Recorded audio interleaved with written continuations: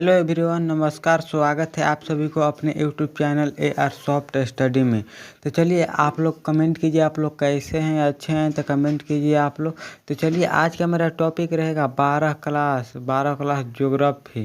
Geography का objective प्रश्न आप लोग के लिए ले आए हैं। जिस भी प्रश्न आप लोग को याद नहीं है उसको याद कर लीजिएगा। VVI प्रश्न आप लोग के लिए ले आए हैं। इम्पोर्टेंट प्रश्न बिहार बोर्ड 2025 के लिए ले आए हैं, MCQ क्वेश्चन बिहार बोर्ड के लिए। तो आप लोग ज़रूर याद कर लीजिएगा, इम्पोर्टेंट प्रश्न है आप लोग के लिए। चलिए चलते हैं पहले 9 प्रश्न पर। पहले 9 प्रश्न लिखा है, रेशम मार्ग रोम को किस देश से जोड़ती है? ए ऑप्शन है भारत से, बी ऑप्शन पाकिस्तान से, सी ऑप्शन चीन से, डी ऑप्शन अमेरिका से। तो देखिए पूछा गया है मेरा भाई, रेशम मार्ग को किस देश से जोड़ती है? तो देखिए रेशम मार्ग जो है चीन को जोड़ता है। तो इसका राइट आंसर हम लोग का करेक्ट हो जाएगा सी, चीन को रेशम मार्ग जोड़ता है। पूछा जाता है मेरा भाई, रेशम मार्ग की लंबाई कितना है? तो देखिए रेशम मार्ग की लंबाई 6000 है। रेशम मार्ग की लंबाई की बात किया जाए तो 6000 रेशम मार्ग की लंबाई है। चलिए चलते हैं दोनों प्रश्न पर। दोनों प्रश्न लिखा है, गैट की गठन किस वर्ष हुआ था? ए ऑप्शन 1945 में, बी ऑप्शन 1947 में, सी ऑप्शन 1948 में, डी ऑप्शन 1950 में। तो देखिए पूछा गया मेरा भाई, गैट की गठन किस वर्ष हुआ था? तो देखिए गैट की गठन जो हुआ था 1948 ईस्वी में हुआ था। तो इसका राइट आंसर हम लोग का करेक्ट होगा जाएगा सी, 1948 में गैट की स्थापना हुआ था। चलिए चलते हैं 3 प्रश्न पर। 3 प्रश्न लिखा, उपयोग में किस चीज़ का व्यापार होता था? ए ऑप्शन सब्जी का, बी ऑप्शन पेट्रोलियम का, सी ऑप्शन चावल का, डी ऑप्शन कोयला का। तो देखिए पूछा गया स्टूडेंट, उपयोग में किस चीज़ का व्यापार होता था? तो उपयोग में जो पेट्रोलियम का व्यापार होता था। तो इसका राइट आंसर हो जाएगा हम लोग का करेक्ट बी आप लोग याद रखिएगा। पूछा जाता है मेरा भाई, उपेक का मुख्यालय कहाँ है? तो देखिए उपेक का मुख्यालय जो है वियना नगर है। उपेक का मुख्यालय वियना नगर है। तो इसको भी आप लोग याद रखिएगा, वियना नगर उपेक का मुख्यालय है। तो इसको भी आप लोग साथ में याद रखिएगा। चलिए चलते हैं 4 प्रश्न पर। 4 प्रश्न लिखा है, निम्नलिखित में कौन आयु वर्ग की प्रतिनिधित्व नहीं करता है? ए ऑप्शन है 0 से लेकर 14 वर्ष तक, बी ऑप्शन 70 वर्ष से अधिक, डी ऑप्शन 60 वर्ष से अधिक, डी ऑप्शन 15 से 59 वर्ष तक। तो देखिए पूछा गया है मेरा भाई, कौन आयु वर्ग का प्रतिनिधित्व नहीं करता है? तो देखिए प्रतिनिधित्व 0 से लेकर 14 वर्ष तक के व्यक्ति बाल अवस्था में, यानी कि बाल अवस्था में आते हैं। आज 15 से लेकर 59 तक के व्यक्ति कार्यशील अवस्था यानी कि प्रौढ़ावस्था में आते हैं, जिसको कार्य करने की क्षमता रहता है 15 वर्ष से 59 वर्ष के व्यक्तियों में। अब देखिए 60 वर्ष से अधिक आते हैं जो वृद्धावस्था यानी कि वृद्धावस्था में आते हैं, 70 अधिक से वर्ष। तब पूछा गया है मेरे भाई, निम्नलिखित में कौन आयु वर्ग का प्रतिनिधित्व नहीं करता है? तो देखिए 70 वर्ष से अधिक आयु वर्ग का प्रतिनिधित्व नहीं करता है। तो इसको भी आप लोग याद रखिएगा, 70 वर्ष से अधिक आयु वर्ग का प्रतिनिधित्व नहीं करता है। तो इसका राइट आंसर हो जाएगा बी, हम लोग का करेक्ट आंसर। तो आप लोग याद रखिएगा। चलिए चलते हैं 5 प्रश्न पर। 5 प्रश्न लिखा है, मानव विकास सूचकांक में भारत के किस राज्य की कोटि उच्चतम है? ए ऑप्शन है गुजरात की, बी ऑप्शन तमिलनाडु की, सी ऑप्शन है केरल की, डी ऑप्शन है पश्चिम बंगाल की। तो देखिए पूछा गया है मेरा भाई, मानव विकास सूचकांक में भारत के किस राज्य की कोटि उच्चतम है? तो देखिए केरल राज्य की कोटि उच्चतम है। तो इसका राइट आंसर हो जाएगा हम लोग का सी, केरल राज्य की कोटि उच्चतम है। तो इसका राइट आंसर हम लोग का करेक्ट सी हो जाएगा। आप लोग याद रखिएगा, वेरी इंपॉर्टेंट प्रश्न आप लोग के लिए है। चलिए चलते हैं 6 प्रश्न पर। 6 प्रश्न लिखा है, गेहूं की खेती के लिए तापमान कितना होना चाहिए? ए ऑप्शन 10 डिग्री से 15 डिग्री सेल्सियस, बी ऑप्शन है 15 से 20 डिग्री सेल्सियस, सी ऑप्शन है 5 से 10 डिग्री सेल्सियस, डी ऑप्शन है 10 से 20 डिग्री सेल्सियस। तो देखिए पूछा गया मेरा भाई, गेहूं की खेती के लिए तापमान की कितना होना चाहिए? तो देखिए 10 डिग्री से 20 डिग्री सेल्सियस होना चाहिए। तो इसका राइट आंसर हम लोग का करेक्ट हो जाएगा डी। तो आप लोग डी इसको याद रखिएगा। देखिए पूछा जाता है मेरा भाई, भारत के किस राज्य में गेहूं के उत्पादन सर्वाधिक है? तो देखिए उत्तर प्रदेश राज्य जो है गेहूं का उत्पादन सर्वाधिक करता है भारत भर में। अब पूरा देश का बात किया जाए तो देखिए पूरा देश में चीन नंबर 1 आता है चावल और गेहूं का उत्पादन करने में। चलिए चलते हैं 7 नंबर प्रश्न पर। 7 नंबर प्रश्न में लिखा है निम्नलिखित राज्यों में किस राज्य में सड़कों का घनत्व अधिक है? ए ऑप्शन है केरल में, बी ऑप्शन चेन्नई में, सी ऑप्शन सिक्किम में, डी ऑप्शन पश्चिम बंगाल में। तो देखिए पूछा गया है स्टूडेंट निम्नलिखित राज्यों में किस राज्य में सड़कों का घनत्व सर्वाधिक है? केरल का। तो इसका राइट आंसर हम लोग का करेक्ट ए हो जाएगा, आप लोग याद रखिएगा ए। चलिए चलते हैं 8 नंबर प्रश्न पर। 8 नंबर प्रश्न में लिखा है पनामा नहर बनने में कितना खर्च लगा? A option 8.5 crore, B option 6.5 crore, C option 7.5 crore, D option 4.5 crore.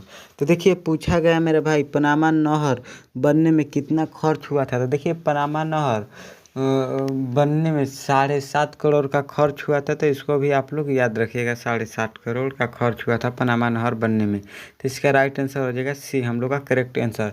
पूछा जाता है पनामा नहर को किस पहाड़ी को काट कर बनाया गया था? देखिए पनामा नहर को कुलवेस पहाड़ी को काट कर बनाया गया था। पनामा नहर बनने में 10 वर्ष लगा, पनामा वर्ष बनने में पनामा नहर। अब पूछा जाता है सुएज नहर की लंबाई कितनी है? तो देखिए सुएज नहर की लंबाई जो है 160 किलोमीटर है। तो इसका राइट आंसर हम लोग का हो जाएगा 160 किलोमीटर सुएज नहर की लंबाई। चलिए चलते हैं 9 नंबर प्रश्न पर। 9 नंबर प्रश्न में लिखा है किस देश में दूध की परिवहन पाइपलाइन से होती है? ए ऑप्शन ब्रिटेन में, बी ऑप्शन न्यूजीलैंड में, सी ऑप्शन है अमेरिका में, डी ऑप्शन है इंडोनेशिया में। तो देखिए पूछा है मेरा भाई किस देश में दूध का परिवहन पाइपलाइन से होती है? तो देखिए पाइपलाइन से दूध की परिवहन न्यूजीलैंड में होती है। तो इसका राइट आंसर हो जाएगा आप लोग के लिए बी करेक्ट आंसर। तो बी आप लोग याद रखिएगा, न्यूजीलैंड में होता है। चलिए चलते हैं 10 नंबर प्रश्न पर। 10 नंबर प्रश्न में लिखा है सड़क परिवहन किस स्थलाकृति का उपयोगी साधन है? ए ऑप्शन है पठारी, बी ऑप्शन है पहाड़ी, सी ऑप्शन है मैदानी, डी ऑप्शन है मरुस्थलीय। तो देखिए पूछा जा रहा है सड़क परिवहन किस स्थलाकृति उपयोगी साधन। देखिए सड़क मैदानी भाग में न बनेगा, पठारी भाग में नहीं। तो इसका राइट आंसर हो जाएगा सी, सड़क है मैदानी। तो इसका राइट आंसर हो जाएगा सी, मैदानी भाग में। तो इसका राइट आंसर हो जाएगा सी, आप लोग याद रखिएगा, सी आप लोग याद रखिए। चलिए चलते हैं 11 नंबर प्रश्न पर। 11 नंबर प्रश्न में लिखा है डायमंड हार्बर किस नदी पर अवस्थित है? ए ऑप्शन है गंगा नदी पर, बी ऑप्शन है हल्दी नदी पर, सी ऑप्शन है महानदी पर, डी ऑप्शन है हुगली नदी पर। तो देखिए पूछा जा रहा है डायमंड हार्बर किस नदी पर स्थित है? तो देखिए डायमंड हार्बर जो है हुगली नदी पर स्थित है। तो इसका राइट आंसर हो जाएगा डी, हुगली नदी पर स्थित है डायमंड हार्बर। तो इसका राइट आंसर डी हम लोग का करेक्ट आंसर हो जाएगा। चलिए चलते हैं 12 नंबर प्रश्न पर। 12 नंबर प्रश्न में लिखा है सबसे महत्वपूर्ण जूट उत्पादन क्षेत्र कौन सा है? ए ऑप्शन है कृष्ण डेल्टा, ए ऑप्शन है कृष्ण डेल्टा, बी ऑप्शन है गंगा डेल्टा, सी ऑप्शन है गोदावरी डेल्टा, डी ऑप्शन इनमें से कोई नहीं। तो देखिए पूछा जा रहा है सबसे महत्वपूर्ण जूट उत्पादन क्षेत्र कौन सा है? तो देखिए जूट उत्पादन क्षेत्र जो है गंगा डेल्टा है। तो इसका राइट आंसर हो जाएगा, तो इसका राइट आंसर हम लोग का हो जाएगा बी करेक्ट आंसर। चलिए चलते हैं 13 नंबर प्रश्न पर। 13 नंबर प्रश्न लिखा है सहकारी कृषि अधिक सफल रही है? ए ऑप्शन है नीदरलैंड में, बी ऑप्शन है भारत में, सी ऑप्शन डेनमार्क में, डी ऑप्शन रूस में।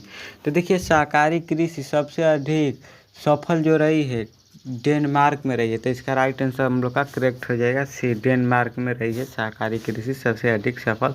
तो इसका राइट आंसर से 6 हम लोग याद रखेंगे। चलिए चलते हैं 14 नंबर प्रश्न पर। 14 नंबर प्रश्न लिखा है 2011 के जनगणना के अनुसार बिहार की जनसंख्या थी। ए ऑप्शन है 10.41 करोड़, बी ऑप्शन है 11.54 crore, C option 9.32 crore, D option है 8.51 करोड़। तो देखिए पूछा जा रहा है आपसे 2011 के जनगणना के अनुसार बिहार की जनसंख्या थी। तो देखिए बिहार की जनसंख्या जो थी 10.41 करोड़ थी बिहार की जनसंख्या। तो इसका राइट आंसर हम लोग का करेक्ट हो जाएगा ए, 10.41 थी। तो इसका राइट आंसर ए आप लोग याद रखिएगा। चलिए चलते हैं 15 नंबर प्रश्न पर। 15 नंबर प्रश्न लिखा है हुगली औद्योगिक प्रदेश केंद्र है। ए ऑप्शन गुजरात में, बी ऑप्शन चंपारण में, सी ऑप्शन कोलकाता में, डी ऑप्शन पंजाब में। तो देखिए पूछा जा रहा है हुगली औद्योगिक प्रदेश केंद्र किस राज्य में है। तो देखिए कोलकाता राज्य में है, तो इसका राइट आंसर हो जाएगा सी, कोलकाता राज्य में है। इसका राइट आंसर सी आप लोग याद रखिएगा। चलिए चलते हैं 16 नंबर प्रश्न पर। 16 नंबर प्रश्न लिखा है काफ़ी के कितने किस्म हैं। A option arabica, B option robusta, C option liberica, D option इनमें से कोई नहीं। तो देखिए कॉफ़ी के कुल 3 किस्म है, तो इसका राइट आंसर हो जाएगा हम लोग का इनमें से सभी। कॉफ़ी के कुल 3 किस्म है। देखिए अरेबिका भी है, रोबास्टा भी है, लेबेरिका भी है, इनमें से सभी हो जाएगा। तो इसका डी आंसर आप लोग याद रखिएगा। देखिए कॉफ़ी जो है रोपड़ कृषि है, रोपड़ कृषि कॉफ़ी भारत के कर्नाटक राज्य में सर्वाधिक होता है कॉफ़ी का उत्पादन है। चाय का बात किया जाए तो चाय असम राज्य सर्वाधिक करता है भारत के। चलिए चलते हैं 17 नंबर प्रश्न पर। 17 नंबर प्रश्न लिखा है निम्न में कौन फसल एक पेय फसल है। ए ऑप्शन गन्ना, बी ऑप्शन चाय, सी ऑप्शन गेहूँ, डी ऑप्शन चावल। तो देखिए पूछा जा रहा है निम्न से कौन फसल एक पेय फसल है। तो देखिए पेय फसल जो है चाय है, तो इसका राइट आंसर हम लोग का करेक्ट हो जाएगा बी, चाय जो है पेय फसल है। तो इसका राइट आंसर हम लोग बी याद रखेंगे। चलिए चलते हैं 18 नंबर प्रश्न पर। 18 नंबर प्रश्न में लिखा है निम्नलिखित में कौन रेशेदार फसल है। ए ऑप्शन है कॉफ़ी, बी ऑप्शन है गेहूँ, सी ऑप्शन चाय, डी ऑप्शन है कपास। तो देखिए रेशेदार फसल जो है कपास है, तो इसका राइट आंसर हम लोग का हो जाएगा करेक्ट डी आप लोग याद रखिएगा। गेहूँ कपास जो है रेशेदार फसल है, तो इसका राइट आंसर हम लोग का हो जाएगा डी करेक्ट आंसर। तो आप लोग याद रखिएगा। चलिए चलते हैं 19 नंबर प्रश्न पर। 19 नंबर प्रश्न लिखा है नरकटिया पेट्रोलियम क्षेत्र किस राज्य में अवस्थित है। ए ऑप्शन है मेघालय में, बी ऑप्शन है असम में, सी ऑप्शन त्रिपुरा में, डी ऑप्शन तमिलनाडु में। तो देखिए पूछा जा रहा है आप लोगों से नरकटिया पेट्रोलियम क्षेत्र किस राज्य में है। तो देखिए असम राज्य में है, तो इसका राइट आंसर हो जाएगा हम लोग का बी करेक्ट आंसर। तो आप लोग याद रखिएगा असम राज्य में नरकटिया पेट्रोलियम क्षेत्र है।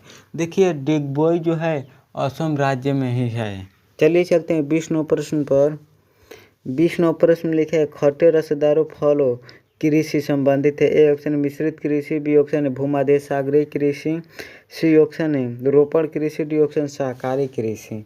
तो देखिए आप लोगों से पूछा जा रहा है खट्टे रसदार फलों की कृषि संबंधित है। तो देखिए खट्टे रसदार फलों की कृषि संबंधित जो है भूमध्य सागरीय कृषि है। तो इसका राइट आंसर हम लोग का हो जाएगा करेक्ट बी, भूमध्य सागरीय कृषि है। तो आप लोग बी इसको याद रखिएगा। देखिए भूमध्य सागरीय कृषि में अंगूरों की खेती की जाती है, अंगूर से मदिरा बनता है। चलिए आप लोगों से 20 ज्योग्राफी से ऑब्जेक्टिव प्रश्न पूछा गया है। 20 ऑब्जेक्टिव प्रश्न मिले, आप लोग का कितना सही हुआ है कमेंट कर बताइए। आप लोग का कितना सही हुआ है कमेंट कर मेरे को बताइए। चलिए जिन भी स्टूडेंट वीडियो को लाइक नहीं किए हैं तो ज़रूर कर लीजिएगा, और शेयर नहीं किए तो ज़रूर कर लीजिएगा, और सब्सक्राइब नहीं किए तो ज़रूर कर लीजिएगा। ये है व्हाट्सअप ग्रुप, इस नंबर पर मैसेज कीजिए कि हमको ग्रुप में जोड़ दीजिए, तो मैं आप लोग को ग्रुप में जोड़ जाएंगे। या तो मेरा अबाउट सेक्शन में व्हाट्सअप ग्रुप का लिंक है, उसमें से आप लोग जुड़ जाइएगा ज़रूर। चलिए आज का क्लास इतना ही रहने देते हैं, अगले क्लास में मिलने के लिए, तब तक के लिए आप लोगों से बहुत बहुत धन्यवाद। जय हिंद।